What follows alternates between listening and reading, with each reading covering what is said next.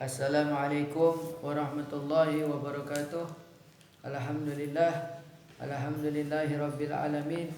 Wa bihi nasta'in ala umuri dunya waddin. Wassalatu wassalamu ala asyrafil anbiya'i wal mursalin Sayyidina wa habibina wa syafi'ina wa qurrati ayunina Sayyidina Muhammadin wa ala alihi wa sahbihi wa barik wa sallim ajma'in. Subhanaka la ilma lana illa ma 'allamtana innaka antal alimul hakim wa tub 'alaina innaka antat tawwabur rahim wa la haula wa la quwwata illa billahil 'aliyyil 'azim. Amma ba'd. Wa qala al-mu'allif rahimahullah ta'ala wa nafa'ana bihi wa bi 'ulumihi fitrin amin. Alhamdulillah, pada kali ini kita akan memulai kembali dari pelajaran kita, yaitu pelajaran fikih melalui panduan kitab Safinatun Najah, yaitu artinya kapal keselamatan, ya, yang berisi tentang hukum-hukum fikih yang berhubungan dengan ibadah kita sehari-hari, yang sampailah pembahasan kita tentang masalah furudul wudu, yaitu furudul wudu, fardu-fardunya wudu, ya.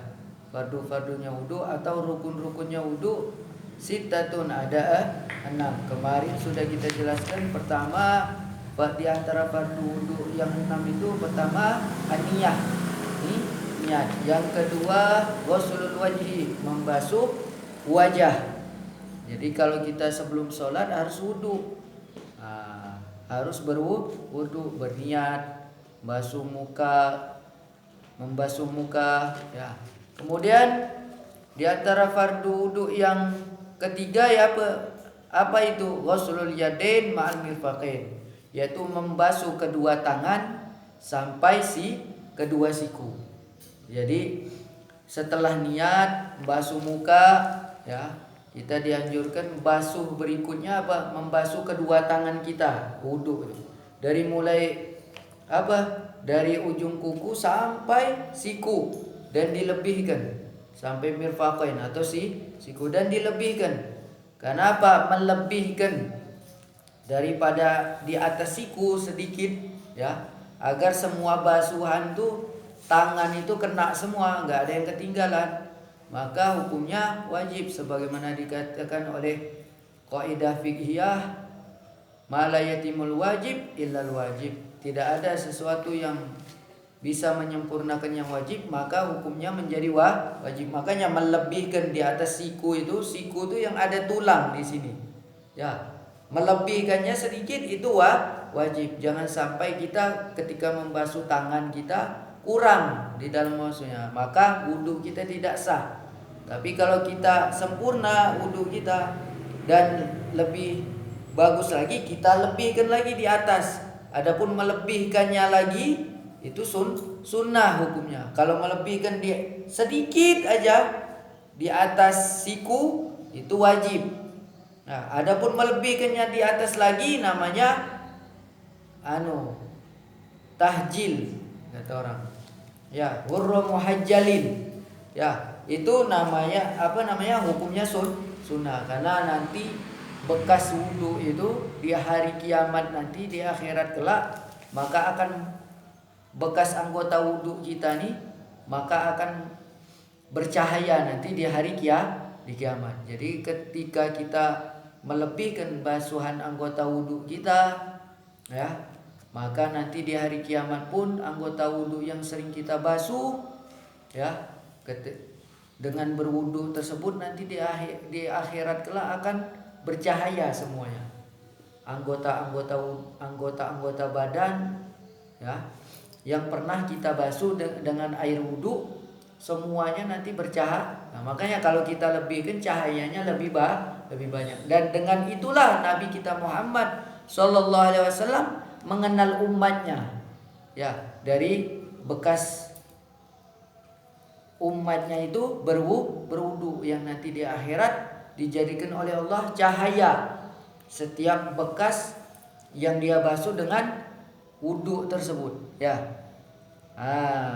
Inilah, maka wajib kita membasuh kedua tangan sampai siku. Jangan sampai ketinggalan, termasuk rambut-rambutnya kita selahi jari-jarinya, ya, jari-jarinya, ya. Makanya kuku kita juga jangan panjang. Kalau panjang nanti takutnya apa? Air nggak masuk ke dalam ini. Sedangkan harus kena semua wudu.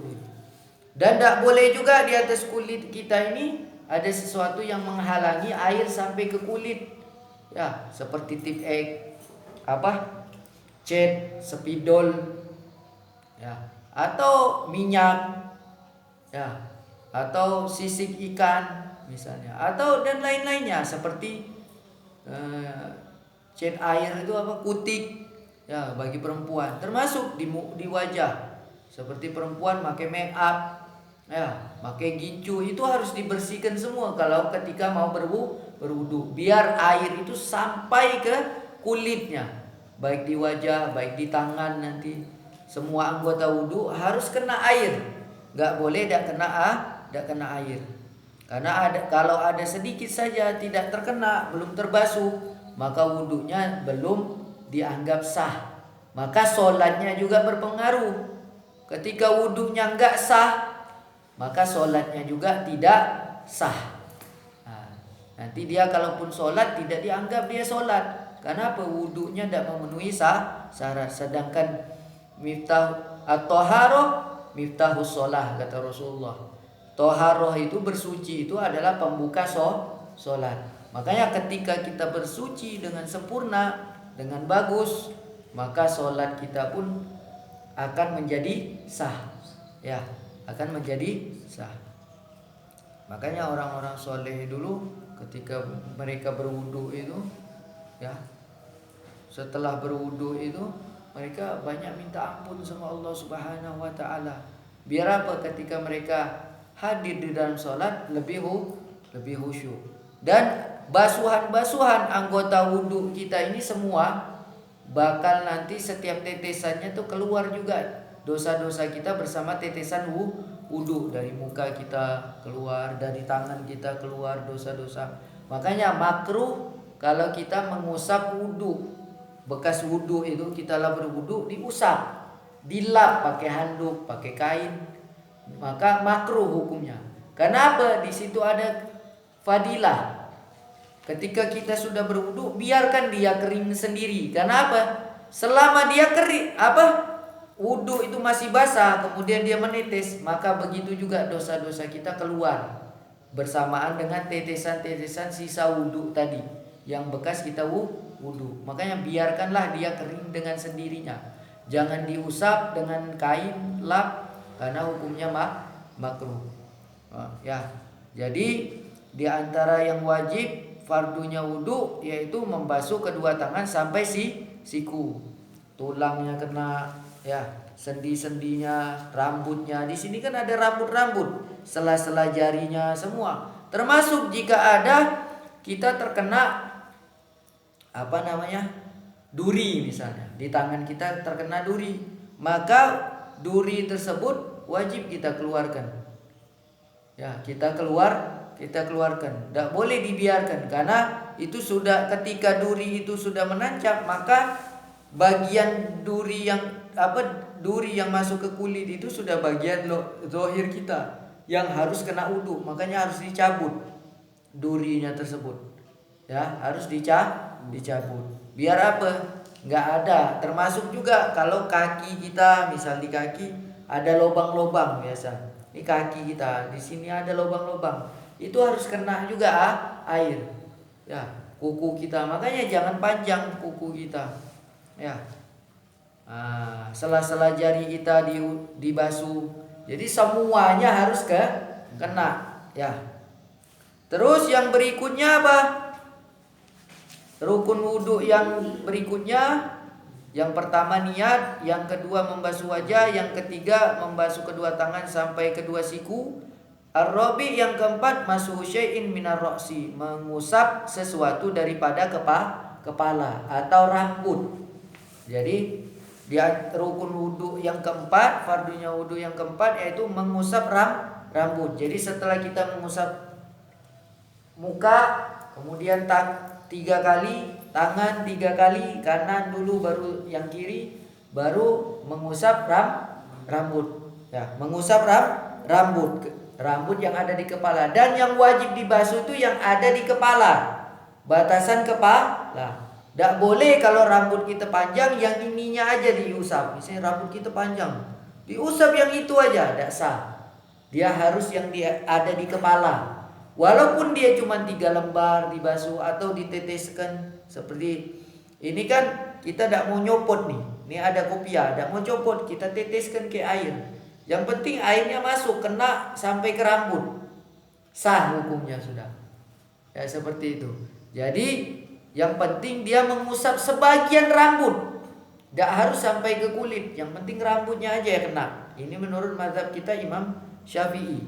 Cuman untuk lebih sempurnanya kita basuh semua. Ya, semuanya.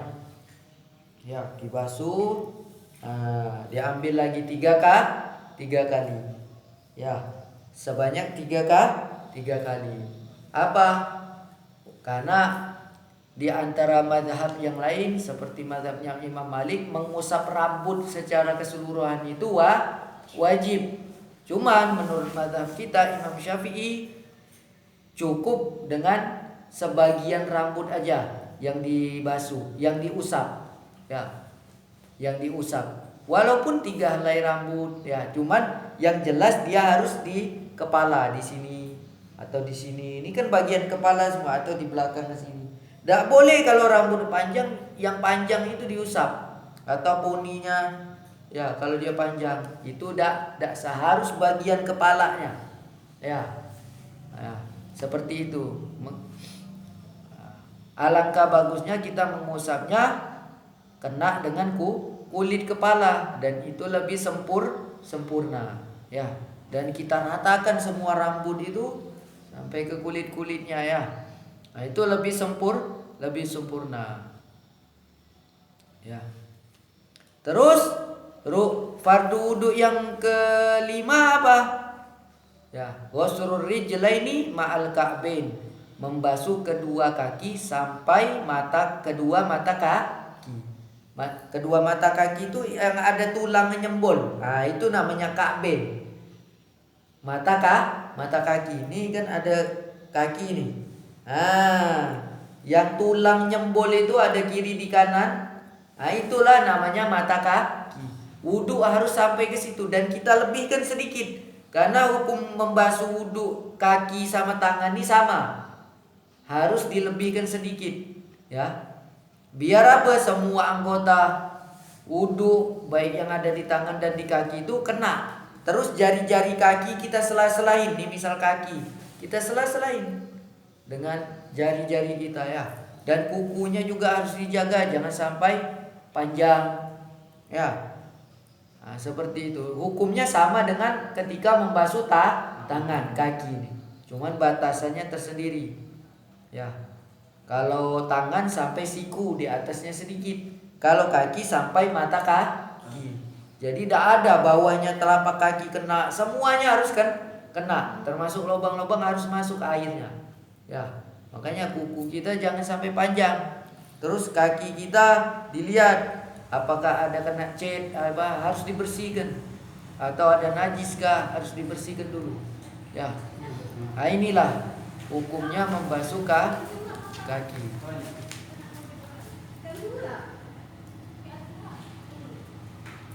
Terus gimana hukumnya apabila ada orang ya, bagaimana hukumnya apabila kalau ada orang tangannya terpotong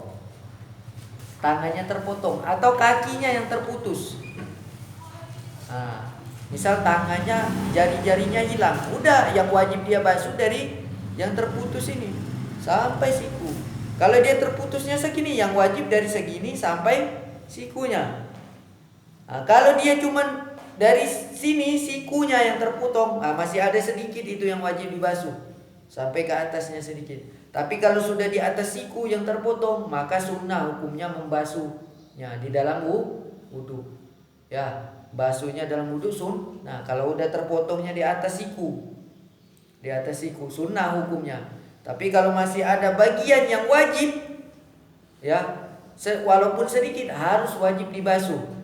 Ya, wajib dibasuh. Begitu juga dengan kaki. Wajib dibasuh ketika dia terpotong, misal segini terpotong, wajib harus sampai ini, kecuali dia udah di atas. Kalau sudah di atas mata kaki terpotong, nah itu sunnah hukumnya dibasuh kakinya. Karena apa? Bagian yang wajib kakinya sudah hilang. Begitu juga kalau ada orang punya tangan lebih, tangannya lebih, biasa kan orang tangannya 5, dia lebih 6 atau lebih lagi, wajib dibasuh tetap. Ya. Nah, seperti itu hukumnya. Maka tidak ada yang kelewatan dari yang dibasuh, wajib dibasuh. Adapun fardu wudu yang ke-6 yaitu at-tartib, yaitu berurut, tertib. Kita jadi wudu itu tidak boleh bolak-balik. Contoh, pertama kan kita niat basuh muka, sudah itu niat berbarengan basuh muka, habis itu tangan. Ini kan tertib, tangan kanan baru tangan kiri, baru ngusap rambut, baru nanti basuh kaki kanan dulu, baru yang kaki kiri. Nah, ini tertib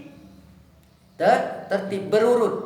Cuman kalau kita membasuh misalnya tangan kiri dulu, habis muka baru tangan kiri, baru tangan kanan, itu tetap sah wudunya. Cuman ada sunnahnya nggak dapat, karena memang yang bagus tuh mulainya dari kanan, basuhnya dari kanan, baru yang ke kiri. Ya, wudunya tetap sah. Adapun kalau kita menyelam, maka tertibnya itu dengan sendirinya. Kalau kita, yang penting kita niat nak wudu, terus kita nyelam, dengan sendirinya, walaupun tidak kita tertibkan wudunya dari muka.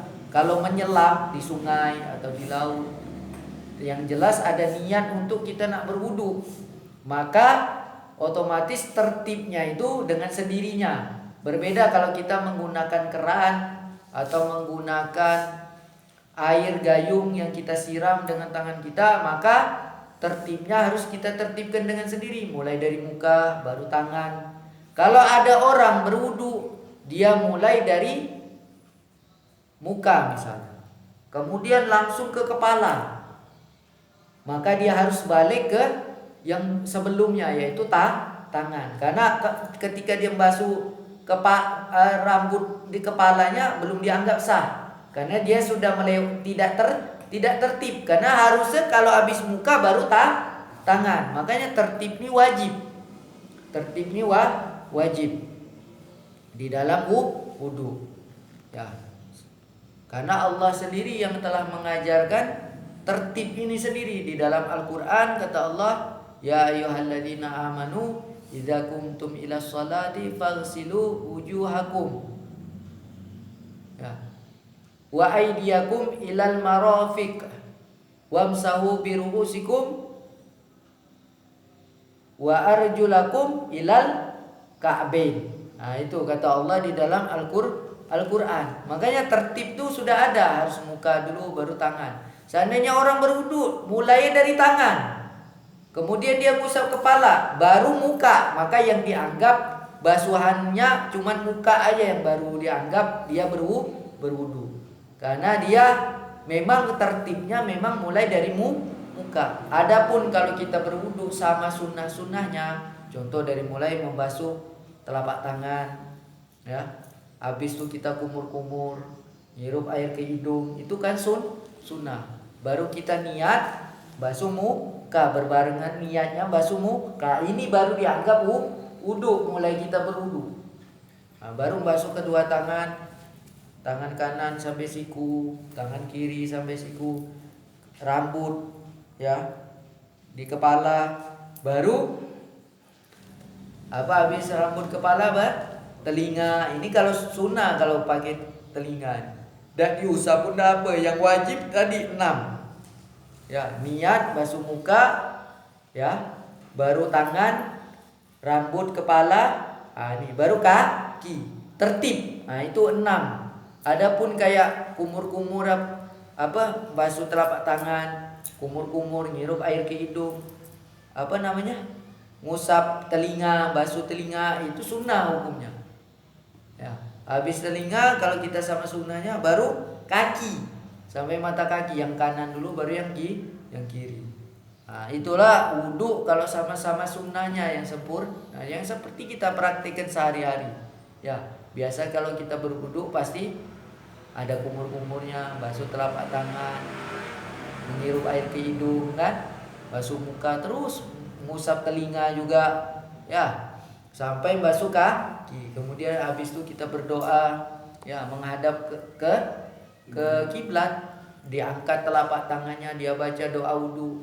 Maka tidak ada orang yang berwudhu dengan sempurna yang seperti itu, kecuali apa kata Rasulullah, maka akan keluar, ya, dosa-dosanya bersamaan dengan tetesan wudhunya. Kedua, maka Allah akan mencatat dengan doa tadi, dijadikan setempel, yang dimana setempel itu tidak akan hancur sampai hari kiamat, dan Allah akan balas dengan ganjaran yang luar biasa bagi orang yang berwudhu dengan sempurna. Dan orang yang sering menjaga wudhu juga, Allah akan jaga dia, ya, dari segala musibah, dari apa-apa yang tidak dia sukai, yang tidak dia inginkan. Dan Allah akan mewakilkan bagi orang yang selalu menjaga berwudu dan sering menjaga dia supaya selalu bersuci, maka Allah akan titipkan malaikat untuk menjaga dia. Nah, inilah diantara faedah berwudu. Nah, dan adapun rukun-rukun wudunya seperti tadi, ya, jangan sampai kita melewatkan daripada wudu tersebut, sehingga yang penting 6 rukun wudu ini harus kita sempurnakan. Dari mulai niat, basuh wajah, basuh tangan sampai siku, ya, kedua tangan sampai siku, baru mengusap rambut kepala, baru kaki, dan tertib. Tidak boleh terbalik balik. Nah, inilah wajibnya kita berwudu. Dalam penjelasan kita furudul wudu ada 6 melalui panduan kitab Safinatul Najah. Mudah-mudahan yang sedikit ini walaupun singkat bisa dipahami, dan mudah-mudahan dengan belajar ini kita menjadi lebih baik lagi, lebih sempurna lagi di dalam menjalankan ibadah, terutama ibadah sholat, yang merupakan ibadah sholat itu tiang agama. Dan ibadah sholat itu harus kita mulai dengan bersuci, toharoh. Jika toharoh kita sempurna, ya, jika toharoh kita atau wudhu kita benar, bagus, maka sholat kita pun akan menjadi baik juga. Hakadha minni, wassalamualaikum warahmatullahi wabarakatuh.